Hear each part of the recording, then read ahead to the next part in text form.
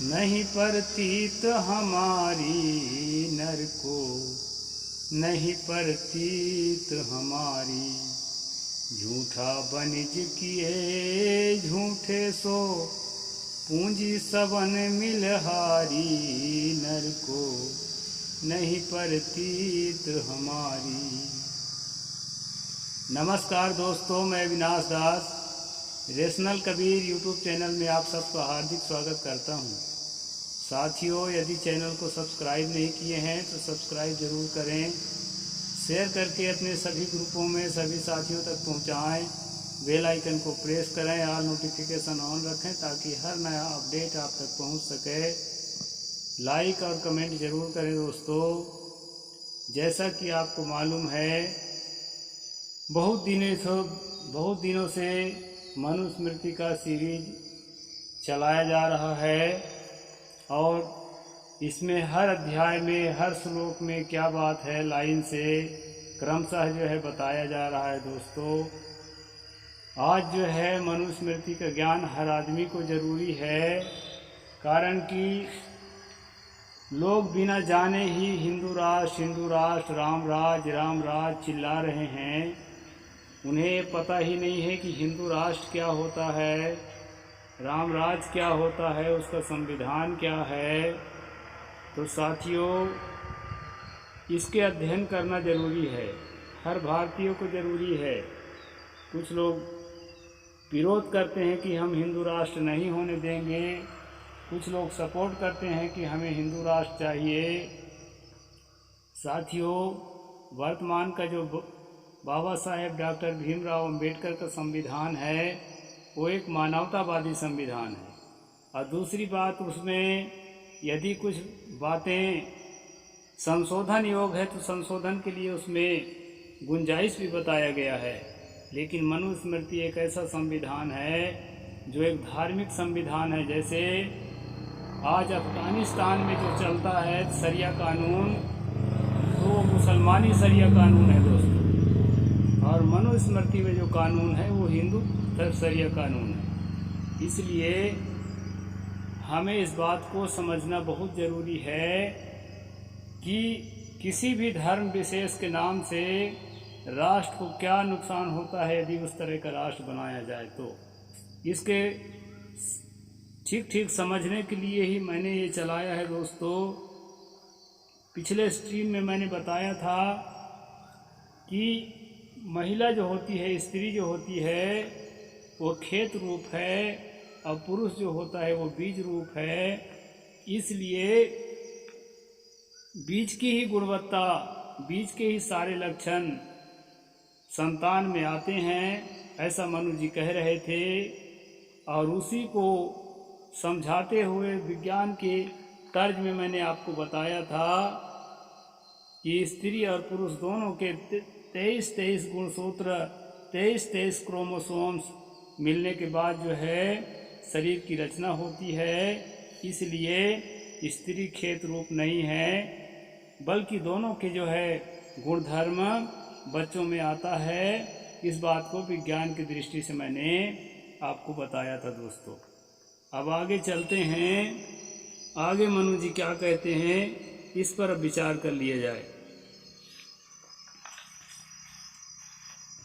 इयं भूमिर्हि भूतानां शाश्वती योनिरुच्यते न च योनिगुणान् कांश्चित् बीजं पुष्यति पुष्टितो। यहाँ कहा है यह भूमि सभी प्राणियों का निरंतर उत्पत्ति स्थान है, परंतु कभी भी भूमि के गुण से बीज पुष्ट नहीं होता है। भूमि जो है उत्पत्ति स्थान है, लेकिन जो है भूमि का गुण बीज में नहीं आता है। लेकिन साथियों, यह भी एक अवैज्ञानिक धारणा है। आज विज्ञान बहुत आगे बढ़ चुका है। हमको जो है न तो शरिया कानून का समर्थन करना है, हिंदू शरिया कानून का, और न तो रूढ़िवादी किसी दकियानूसी सिद्धांत का। बात को समझना है कि भूमि में भी अगर पीएच मान कम है तो पैदावार कम होता है, और दोस्तों साथ साथ जो है रेवोल्यूशन का सिद्धांत आप समझते हैं कि कई प्रकार से भूमि में परिवर्तन ला करके बीज को भी परिवर्तित आज किया जा सकता है। हाइब्रिड बीज बनाते हैं तो भूमि में और पौधे में अनेक तरह के प्रयोग किया जाता है दोस्तों, वैज्ञानिक प्रयोग, और उस प्रयोग के जरिए जो है बीज को भी परिवर्तित कर दिया जाता है। तो यह कहना पूर्णतः सच नहीं है कि बीज में धरती का गुण नहीं आता है। भूम्याप के केदार कालोप्यतानि कृषि बलैहि नाना रूपाणि जायन्ते बीजानि स्वभावतः। एक ही समय में एक खेत के कृषकों द्वारा बोए हुए अनेक प्रकार के बीज अपने अपने स्वभाव के अनुसार अनेक प्रकार से उत्पन्न होते हैं। ये बात ठीक है। उसमें कई प्रकार का बीज अगर हम डाल देते हैं कि खेत में, तो हर बीज अपने अपने लक्षणों के अनुसार जो है वहाँ पैदा होंगे। उड़द का दाना है तो उड़द का पौधा पैदा होगा, धान का बीज है तो धान का होगा, इस प्रकार तो होगा। यहाँ मनु की बात ठीक है, लेकिन उन बीजों में धरती का भी गुण होता है, धरती की भी महत्ता होती है। इस बात को हमें समझना चाहिए। धान, मूंग, तिल, उड़द और जौ का, लहसुन, ये के सभी अपने बीज के अनुसार ही उत्पन्न होते हैं, ये इन्होंने कहा है। अन्य दुप्तम जात मन्य द्वितीय तन्नोपपद्यते उप्यते युद्धि यद बीजम तद्देत प्रोहति। बोया कुछ जाए और उत्पन्न कुछ हो, ऐसा कभी नहीं होता। तो बीज बोया जाता है वही उत्पन्न होता है। ठीक है बात।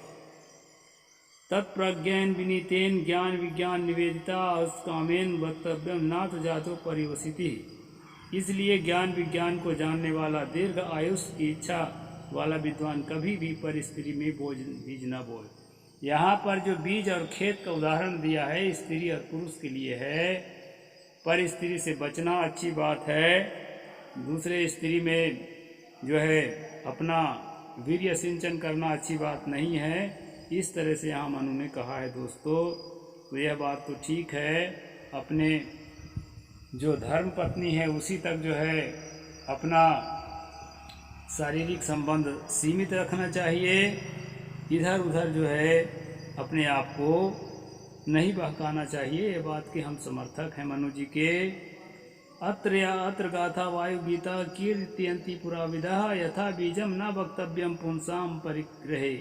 दूसरे की स्त्री में दूसरे के पीस बोझ नहीं बोना चाहिए। इससे विषय प्राचीन आचार वायु की गाई हुई गाथाएं कहते हैं। जिस प्रकार एक बेधे हुए निशाने पर दूसरे का फेंका हुआ बाण निष्फल होता है, अर्थात पहले ही शिकारी का वह शिकार होता है, उसी प्रकार पराई स्त्री में बोया हुआ बीज निष्फल होता है। इस तरह से जो है पराई स्त्री का संगत ना करें, इस पर जो है मनु ने अच्छी बात कही है। और स्त्रियां भी पराये पुरुष के संगत ना करें तो वो भी अच्छी बात है दोस्तों। यहाँ पर हम मनु के विचारों के किसी भी प्रकार कहना चाहिए कि दिवंग नहीं करेंगे। पृथ्वीमाम पृथ्वीम भार्याम पूर्विदो विदुः ईशानुच्छेदस केदार माहु शैलवती दीर्घम। पूर्वाचार्य ने इस भूमि को पृथ्वी को पत्नी कहा है। जिस पर भूमि का क्षेत्र रूप में काट कर बनाता है वही उसकी होती है। वैसे पहले मृग का बाण मारने वाले का ही मृग होता है। यानी जो विवाह किया है उसी की पत्नी है, दूसरे को उसके साथ पत्नी की तरह व्यवहार नहीं करना चाहिए। वैसे दोस्तों जो मनु को अपना आदर्श मानते हैं, ऐसे मनुवादियों के ही शासनकाल में 2018 में मैंने इस पर वीडियो भी बनाया है। एक्स्ट्रा मैरिटल अफेयर को सही करार दिया गया है। मतलब अपने वैवाहिक जीवन से बाहर जो दूसरे के पति से दूसरे के पत्नी से संबंध जोड़ते हैं उसको किसी प्रकार के गैर कानूनी जो है सन 2018 में जो संशोधन किया गया है उसमें भारतीय संविधान के धारा 497 को संशोधन करके यह कहा गया है कि जो दूसरे की विवाहित पत्नी है उसके साथ भी संबंध जोड़ा जा सकता है, दूसरे की विवाहित पति है उसके साथ भी संबंध जोड़ा जा सकता है। विवाह से बाहर उसको गैर कानूनी नहीं माना जाएगा, दंडनीय नहीं माना जाएगा। ऐसा जो मनु के समर्थक हैं उन्हीं के कार्यकाल में नरेंद्र मोदी के कहना चाहिए कि प्रधानमंत्री कार्यकाल में 2018 में ये कानून बना है दोस्तों। तो इस कानून के हिसाब से गलत नहीं है, लेकिन हम तो अभी भी कहते हैं कि यहाँ मनु का कहना ठीक है। मनुवादियों ने जो कानून देश को दिया है वो कानून नहीं होना चाहिए। अपने पति में सीमित रहना हमारे भारतीय संस्कृति के लिए अच्छा माना जाता है, और यही बात मैं भी मानता हूँ दोस्तों।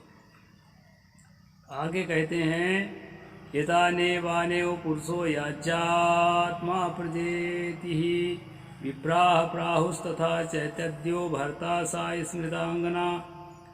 अपना शरीर, संतति और स्त्री ये तीनों मिलकर के पुरुष होता है। ब्राह्मणों का कहना है कि जो पति है वही स्त्री है, अर्थात पति पत्नी में कोई भेद नहीं होता। पति ही स्त्री है और स्त्री ही पति है। ऐसा एकता का भाव, समता का भाव रह करके जिए, बड़ी अच्छी बात है। आगे कहते हैं दोस्तों ना विक्रय विसर्गभ्याम भर्तुर्भार्त्या विमुच्यते एवं धर्मम विजानीमः प्राग प्रजापतिर्निर्मितम। बेचने से या त्याग देने से स्त्री पति के पत्नीत्व से अलग नहीं होती है। यह धर्म पूर्व में प्रजापति ने जो बनाया है उसे हम लोग जानते हैं। यहाँ मनु कहते हैं कि अगर पत्नी को बेच दिया जाए, साथियों एक बड़ी बात मैं बताना चाहता हूँ कि प्राचीन काल में भारत में पत्नियों को बेच भी दिया जाता था। जैसे आपने महाभारत में पढ़ा होगा कि युधिष्ठिर ने जुआ में ही दांव लगा दिया था। यानी स्त्री को वस्तु की तरह है। यहाँ पर जैसे खेत कहा है ना, तो खेत की तरह है। खेत को चाहे बेच दें, चाहे उसकी खुदाई करें, जुताई करें, ऐसे खेत की तरह स्त्री का महत्व दिया है यहाँ पर। तो यहाँ दोस्तों पत्नी को बेच देना भी बड़ी बात नहीं मानी जाती। उस जमाने में उसी का यहाँ उल्लेख है कि बेचने से या त्याग देने से स्त्री पति के पत्नीत्व से अलग नहीं होती है। यानी पत्नी वो उसी की है, वैवाहिक से संबंध जिससे जोड़े, बिक्री कर सकता है वो या त्याग सकता है वो। इस प्रकार जो है यहाँ मनु ने बताया है। यह धर्म पूर्व में प्रजापति ने जो बताया है उसे हम जानते हैं। ये 9वां अध्याय के श्लोक नंबर 46 है दोस्तों मनु स्मृति का। इसमें प्रजापति के ऊपर बात डाली गई है कि प्रजापति ने जो बताया था उसी के आधार पर प्रजापति नाम का कोई व्यक्ति रहा होगा। ब्रह्मा को प्रजापति भी कहते हैं, तो कोई प्रजापिता ब्रह्मा भी कहते हैं। अपनी अपनी जो संस्कृति है और अपने अपने जो पंथ संप्रदाय है उसके अनुसार भाषाएं बदलती रहती है दोस्तों। तो कोई प्रजापति इनका बड़ा मतलब मान्य व्यक्ति रहा, उसने कहा था कि पत्नी को बेच देने के बाद या पत्नी को त्याग देने के बाद भी वह पत्नी का जो रिश्ता है उसको रहेगा ही, जिससे विवाह हुआ है उसी की पत्नी कहलाएगी। लेकिन दोस्तों बेचना और त्यागना, यदि पत्नी सीधी सरल है तो उसके सिधाई का, उसके सरलता का दुरुपयोग करना, उसको वस्तु की तरह उपयोग करना, जैसे राम ने वस्तु की तरह उपयोग किया कथा के अनुसार, उसको आग में झोंक दिया, उसको जंगल में छुड़वा दिया, तरह तरह की कहानियां हैं। उसमें एक व्यक्ति की तरह उसको आदर नहीं दिया गया। इसी प्रकार युधिष्ठिर आदि जो 5 भाई थे पत्नी को जुआ के दांव में लगा दिए। उसको जो है एक व्यक्ति की तरह, एक स्वतंत्र जीव की तरह, एक प्राणी की तरह, एक मनुष्य की तरह उसके साथ व्यवहार नहीं किया गया। तो इस तरह से मनु के नियमानुसार जो है या मनुवाद के नियमानुसार जो है स्त्री जो है खास मूल्य नहीं रखती है। भेड़ बकरियों की तरह उसको कीमत है दोस्तों, और जो है उसको बेचा जा सकता है, उसको खरीदा जा सकता है, उसको त्यागा भी जा सकता है। इस प्रकार की जो कानून है यही हिंदू राष्ट्र या राम राज्य या हिंदू राष्ट्र का कानून है दोस्तों। ये मनु स्मृति प्राचीन हिंदू साम्राज्य के ज़माने का संविधान है। और इस प्रकार के संविधान यदि आपको लगता है कि ये होना चाहिए भारत में, तब तो आप हिंदू राष्ट्र के समर्थन में आगे बढ़िए। और यदि आपको लगता है कि हमको इंसानियत और मानवता को लेकर चलना है, ब्राह्मण शूद्र के भेदभाव को ख़त्म करके मानवतावाद स्थापित करना है, स्त्री को प्रताड़ित करने के जो कानून जहाँ पर जायज़ ठहराया गया है, उसको बिक्री करने का कानून जायज़ ठहराया गया, उसको त्याग देने का कानून जायज़ ठहराया गया है, इन सब से अगर अच्छा कानून और अच्छा जीवन के नियम के साथ हमको जीने का आपका मन करता है, तो निश्चय ही आप हमारे साथ आइए और डॉक्टर बाबा साहेब के द्वारा बनाए गए संविधान के साथ चलिए, न कि मनुस्मृति के साथ। तो साथियों, मैंने कहा था झूठा बनिज किए झूठे सो पूंजी सबन मिलहारी। इसमें जो है ये झूठ का व्यवसाय है दोस्तों। हिंदू राष्ट्र, मुसलमान राष्ट्र, ईसाई राष्ट्र कुछ नहीं। कितने ईसाई राष्ट्र थे, उन्होंने डेमोक्रेसी को अपनाया है, सेकुलरिज्म को अपनाया है। कितनों इस्लाम राष्ट्र जो है सेकुलरिज्म की ओर आगे बढ़ रहे हैं। और हम पहले से सेकुलरिज्म में रह करके और पहले से मानवतापूर्ण बातों पर विश्वास करने के बाद अगर बाद में अगर नीचे की ओर गिरते हैं, नरक की ओर जाते हैं, दलदल की ओर जाते हैं, तो ये हमारी समझदारी नहीं है। इसलिए भारत में डेमोक्रेसी की ज़रूरत है, लोकशाही की ज़रूरत है, न कि किसी तरह के राजतंत्र, न किसी तरह से धर्मतंत्र की ज़रूरत है। आज अफ़गानिस्तान में शरिया कानून लागू है। वहाँ के लोग कितना सुखी हैं और वहाँ के लोग कितना समृद्ध हैं, वहाँ के लोग कितना विकासशील हैं। इन सब बातों को सोच करके आप देख लीजिए और आपको समझ में आ जाएगा कि शरिया कानून में और मनुस्मृति कानून में थोड़ा भी अंतर नहीं है, केवल शब्द का अंतर है दोस्तों। उसका नाम शरिया कानून है, इसका नाम मनुस्मृति है, उसका नाम इस्लाम है, इसका नाम हिंदू है। और कानून में कोई अंतर नहीं है, बल्कि उसमें तो ब्राह्मण शूद्र नहीं है, केवल स्त्रियों के लिए प्रताड़ना है। लेकिन इसमें स्त्रियों का प्रताड़ना तो है ही है बढ़ चढ़ करके, और साथ साथ जो है जाति प्रताड़ना आज देख रहे हैं दलितों के साथ कैसा होता है, घिनौना बर्ताव। वो सारी चीज़ें भी जो है इस कानून में शामिल है, उसको जस्टिफाई किया है, सही ठहराया है।